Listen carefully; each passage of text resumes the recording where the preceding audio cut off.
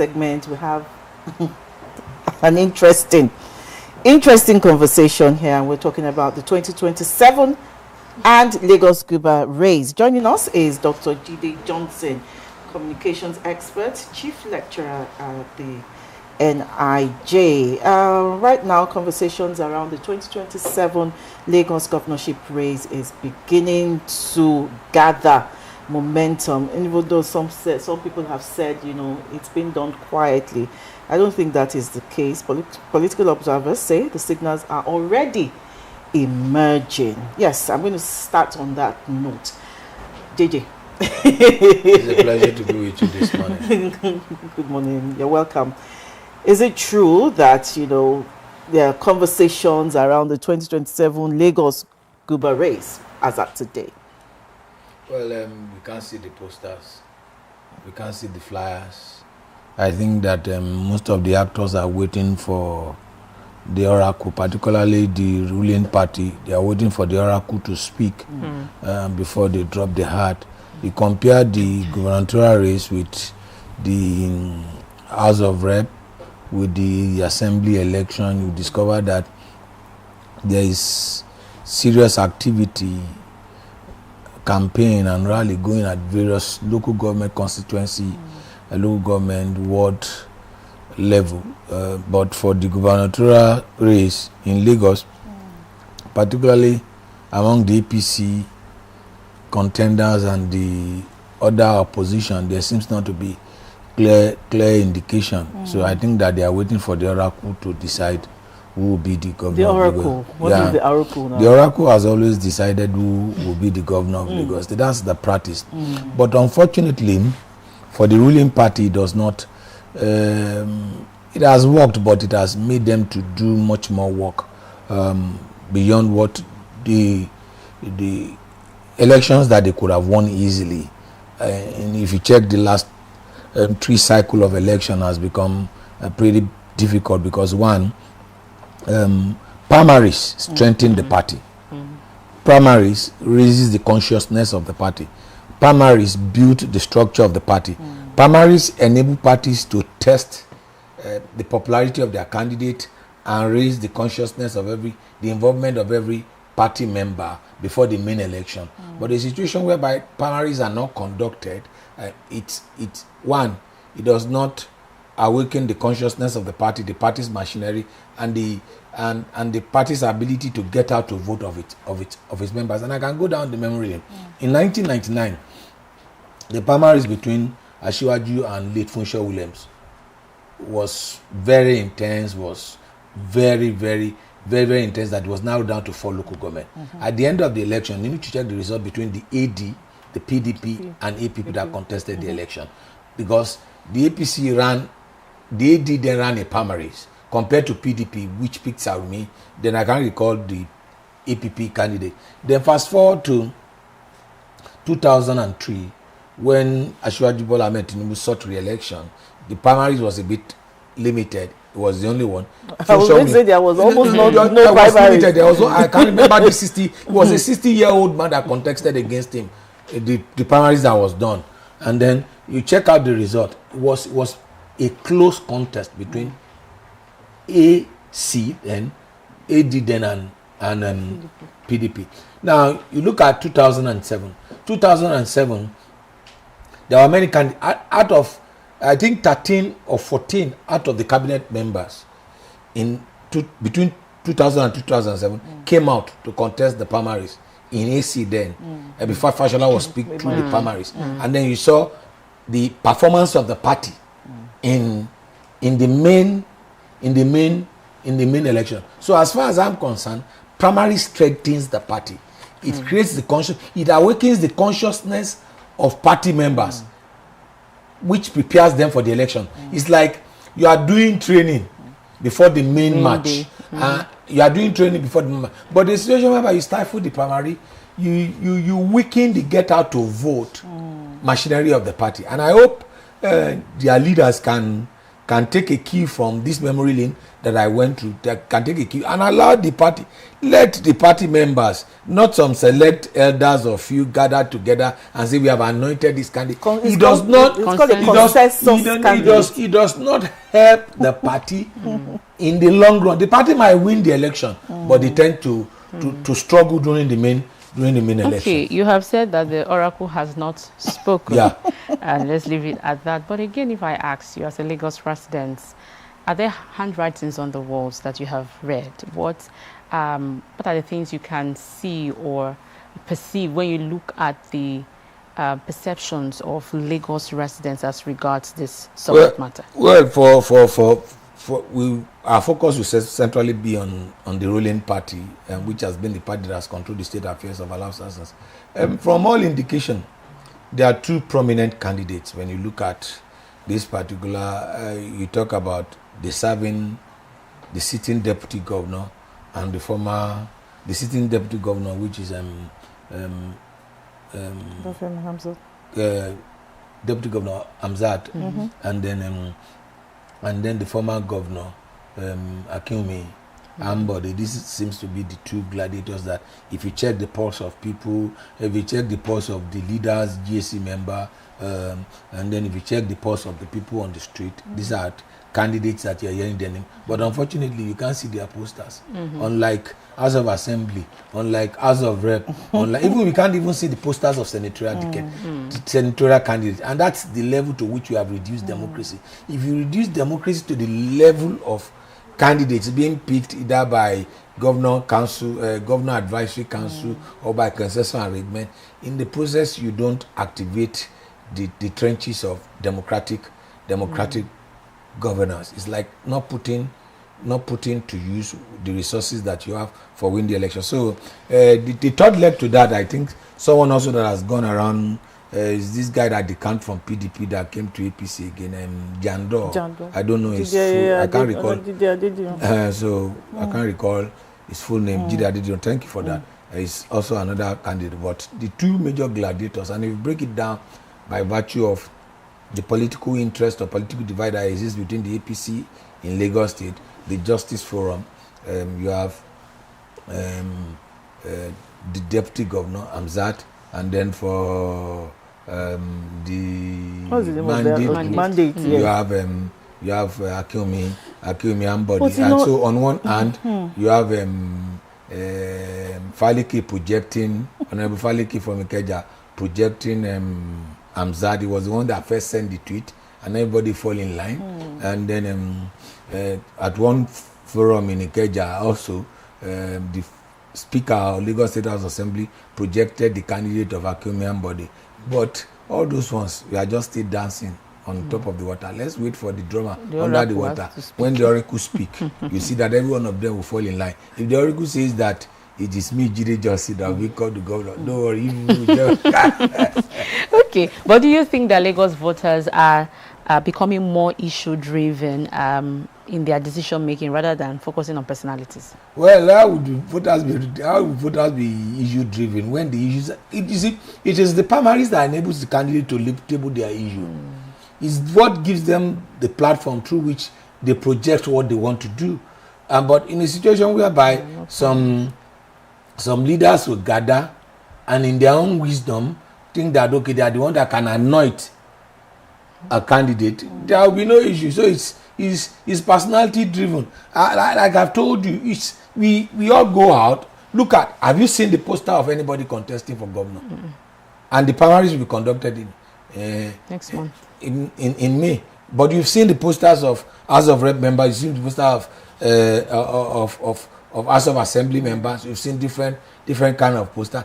There is a consciousness that when you allow an open field primary within the parties, look, if as you had said that, okay, it's Fashola that is going to succeed me in 2007, without allowing 13 members of his cabinet who are commissioners, who are interested, okay, everybody go to the field, go and do the primaries. And Fashola won the primary fair and square.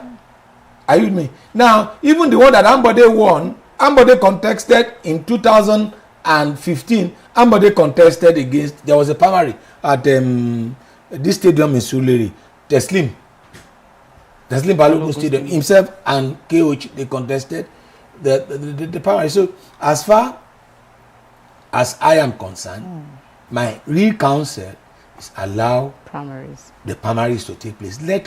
If two candidates, the leaders at that level can streamline this candidate to two. You give party member choices. You give them opportunities to traverse the length and breadth of the country. Imagine if there were no primaries in 2019. You know, in 2019 presidential election, in 2023 presidential election, the APC was almost adopting the consensus candidate in picking the former Senate Ahmed Lawan, that they said they picked him as. But because APC went through the primaries, which other parties did not do, to a large extent, it really helped them in the election. You saw that it was a close contest election. It was a close contest election. However, because the candidates contesting for that election transverse the length and breadth of this country, soliciting for votes. But in a situation whereby you pick candidates, you anoint candidate through consensus, they don't solicit for vote. They don't go from local government to local government. For me, I can tell you for a fact, I live in a local government. I have not seen any gubernatorial candidate coming to my local government. Okay, I work in another local government. I have not seen any candidate coming to that particular local government. When they move around, it creates consciousness among the voters. I think the APC are beginning to feel the pulse of the people, because one of the news points we were supposed to read this morning had this headlines: 2027 battle lines, APC may scrap consensus plan in flashpoint states. Uncertainty may be mounting within the ruling APC over its preferred consensus strategy for the 2027 elections, with party sources indicating that direct primaries may be adopted in states where agreements prove difficult. But we already have a state that has declared their own governorship candidate. In all of this, some people are even saying, is this the time? Is it not too early to be talking about 2027? No, based on the calendar that we have. Based on the calendar that we have, you know, the calendar, and then when party must present their candidate. As far as I'm concerned, I think governance suffer. We must be able to conduct election within 3 months towards the expiration of the next, at least, and then we swear in whoever wins the election, and we conclude all litigation concerning that election. You should be able to do that within a 90 days frame. That's my thinking. Because now this present administration is not up to its third year. Forget it. There's no more governance. It's politicking across the length and breadth of 36 states of the federation. Till next year. May 29.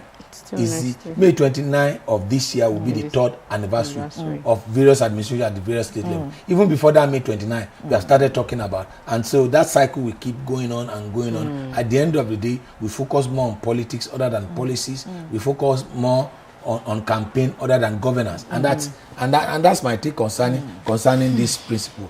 If you allow the primaries to take place, the primaries can the campaign for the election, for the party ticket, can start now, and by November you do the election, and then we move on with our lives. But you know, the political class, they are the ones that make the law to suit themselves. So this present electoral act, the way it was packaged, I'm not sure the interest of Nigerians were taken into consideration, because governance will surely suffer based on this present arrangement that we have. Every House of Rep member is thinking of his re-election. If you know anyone, is thinking of his re-election. Every House of Assembly member is thinking of his own re-election. Governors that are seeking second term are thinking of their re-election. Those that are concluding their second term are looking for other areas where to meander to retire to. In most cases, which is the Senate. Some of them want to retire to the Senate, and some from the Senate they want to go back to government. You can imagine Ahmad Lawal, the former Senate president, wants to come and become governor of Yobe State. Haven't served the National Assembly since 1999. And was a presidential candidate. Was the quote alleged presidential candidate of the APC until some people within the party said no, let's go to the primaries. And that primaries actually helped APC, because if that primary was not conducted and Ahmad Lawan was presented as candidate, APC will not be the party.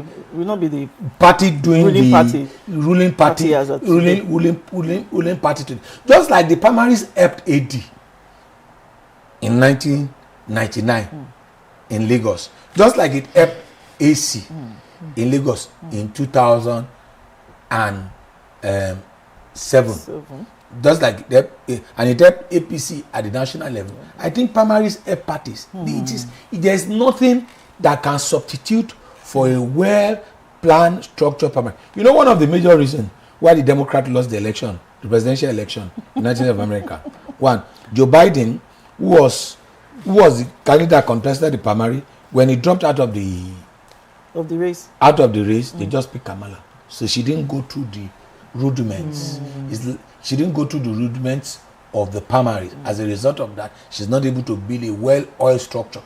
Primaries enable party to build a well-oiled structure that sentiments. You use to run the election. But a situation whereby 16, 17, 18, 19 people, no matter how wise they are, no matter how intelligent they are, no matter how sage they are, it cannot represent the entire interest of the populace that constitute a particular state. So primaries helps party in the long run, particularly when it comes to the main election, because it is from the primaries you look at who are those that are aggrieved, which are the areas that we need to address. But the situation whereby is okay, consensus, okay, everybody will just keep quiet, and then they will just nursing, and they've not ventilated their views, their opinion. But if you and I contest the primary and I beat you, there's nothing you can say or do. You won't feel cheated. You feel cheated. Let's work together as a team. But if a situation whereby you are just told go and sit down, it is Jide Johnson they've picked. You feel bad. You feel cheated, and somehow, even if you are not aggrieved, what of your followers? What of your own members? How do they feel? How they feel? And so that's why, in the wisdom of those that came up with democracy, representative democracy, that's why partisan democracy, that's why they come up with the ideas of primaries. Test your waters at home. They say charity begins at home. If parties don't conduct primaries as stipulated by their constitution, will they have respect for the constitution of the country or the state they want to govern? So as far as I'm concerned, I'm totally against consensus arrangement. I'm an advocate of primaries. Parties can screen. We can screen candidate to 2. We can screen them to 3 and let them go and test their popular. Let them campaign through the length and breadth of Lagos. And let's know the most popular guy. Let the most popular guy win the election. And if you lose fair and square, you accept your fate that you are not popular. You are not popular enough. You know, with all these things you've raised now, where is the place of fairness? Where is the place of having the interest of the people at heart? Because it seems again that you just have people going there. This is my opinion now. People going there with their own interest at heart. People don't even trust the primaries you are talking about. No, you see, the bottom line is this one. Until the Electoral Act of 2026, there are 2 ways in which you do primaries: direct or indirect. That you use delegate and whatever. That you use to pick candidates. There's no process that is not subjected to manipulation. There's none. There's no foolproof system. However, to a large extent, if you maintain some measure of fairness, that's coming to. If you maintain some measure of fairness, some measure of transparency. People will see that look, I keep telling people, we saw the APC primaries. I was on set throughout the APC primaries. I was on set. In 2023. In 2020, I was on set throughout the primaries. I watched it live too. And so I was on set throughout the primaries when the primary was being conducted. It was open, it was transparent, it was in that primary, and if against all odds, the preferred candidate of the establishment did not win. The preferred candidate of the people of the party structure actually won. There is a difference. It was against all odds. Those that control the party structure wanted Ahmad Lawan. They've already picked him as their candidate. However, they said to primary we go, and they went to primary. And then you saw in the primary one after the other. Akpabio, Amosun, Fayemi, and they were all stepping down, stepping down, in larger interest. Okay, we go with this. That's what helped APC in that election. You can't controvert that primaries from how APC was able to scale through that election. APC polled 8 million, PDP polled 6+ million, Labour Party polled 6 million. But you can't rule out. And why was APC able to win?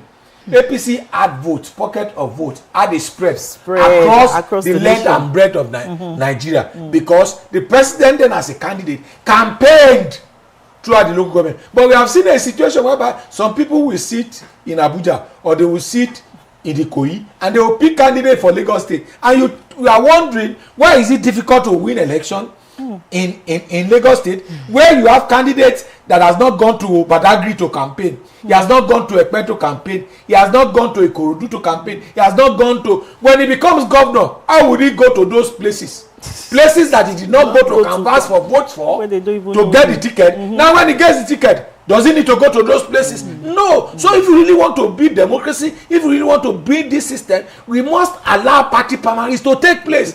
Let these candidates test their popularity. Let them go to each of these local government, go and campaign, solicit for vote, and that's how it's done.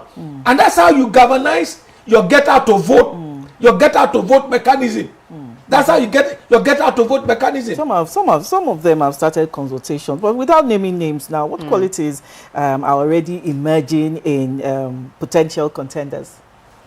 Potential, without naming names. No, you see, the potential contenders are looking for the anointing of the anointed. That's they are looking for the anointing of the anointed. Okay. Look, as far as they're not relying on what they have, on their own qualities. It is what the oracle says.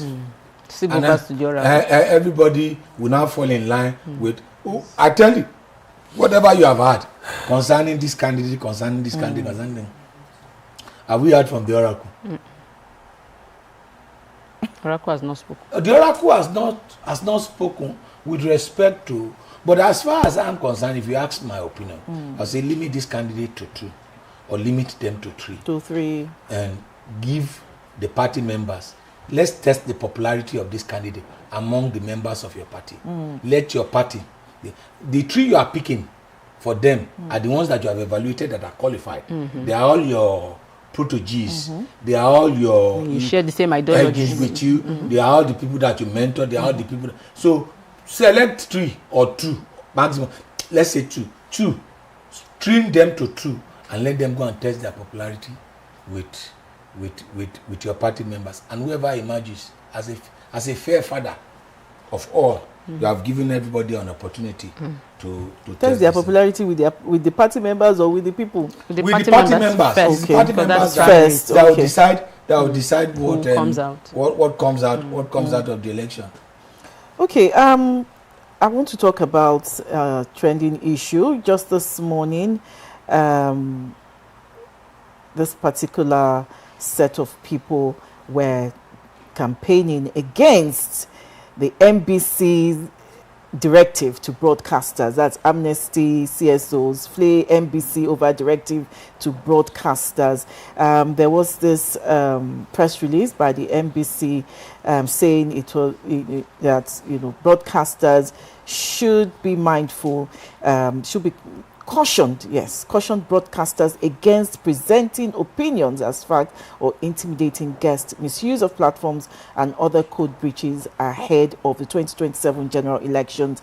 Former Vice President Atiku Abubakar have also joined the Amnesty and other civil society organizations, that NBC do not have a right to say that. But for me, this is the first time.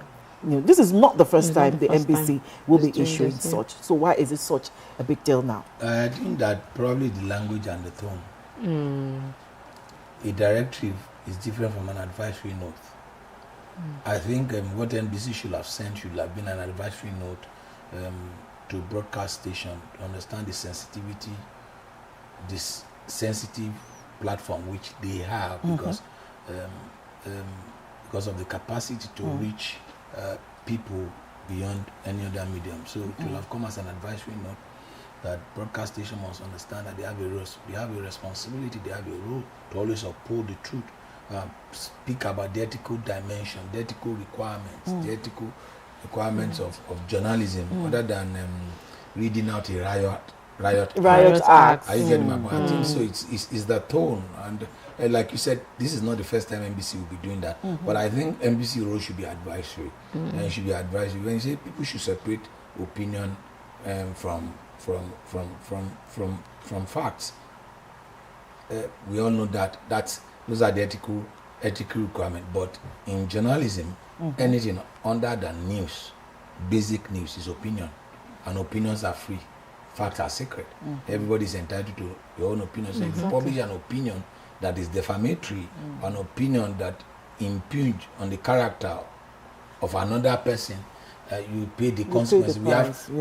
We have enabling law that has taken care of that beyond NBC carrying out this overreach. For me, I think what they should have done is to have come up with guidelines like an advisory note to all broadcast stations. We understand the unity of this country is much more important than partisan politics, and the unity of this country is much more important than sectional interest. We must uphold the unity of this country by ensuring that we maintain balance, fairness, how we report, and gives opinion, give opportunity to all shades of views of opinion. I think those are the areas in which they should come in and reading right. Some of the people heading this institution sometimes are not, my opinion, are not qualified. Don't let me say are not qualified. Let me use another word now. Let me be different. Are not adequately equipped. They are not adequately equipped with the mental, physical, psychological capacity to handle these offices they are given. Because I can't imagine myself as NBC DG and I'll give such.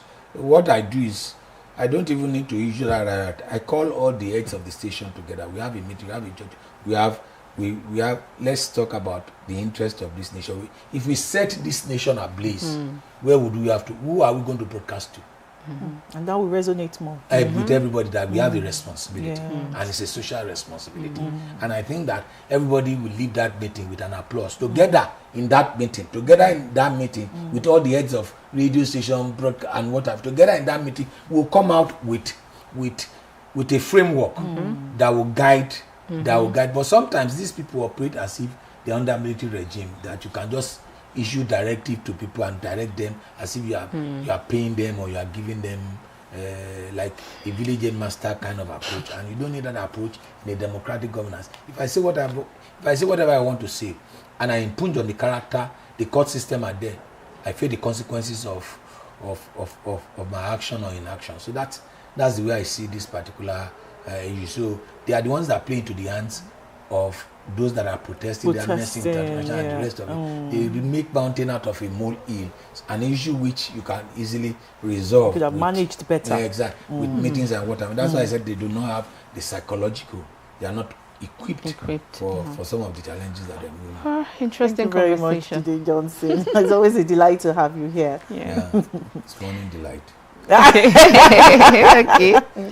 All right. Interesting conversation we've had today with Dr. Jide Johnson. It's clear that while 2027 might seem far, as the question that I've been clear as is it not too early? But again, on the ground works are going, like you said, they are beating the drum, but the bitter under the water has not spoken. The oracle has not spoken. All right.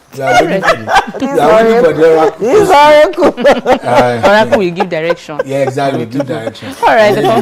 The oracle should allow 2 candidates at least, and so that 2 candidates should test their popularity. The oracle is listening. I believe that the oracle is listening. All right, 2027 and Lagos Guber race is what we just talked about. We have had a conversation here, and I believe that the conversation will continue. Thank you so much for your time. It's a pleasure to be with 2 beautiful ladies on Monday morning. It's going to be a wonderful week for me and for everybody. Thank you. And amen to that. The conversation continues. Stay with us. The views expressed on this program do not represent that of the producer, management of Lagos Television, or the Lagos State Government. They remain the perspectives of those expressing them. Thank you for staying with Lagos Television.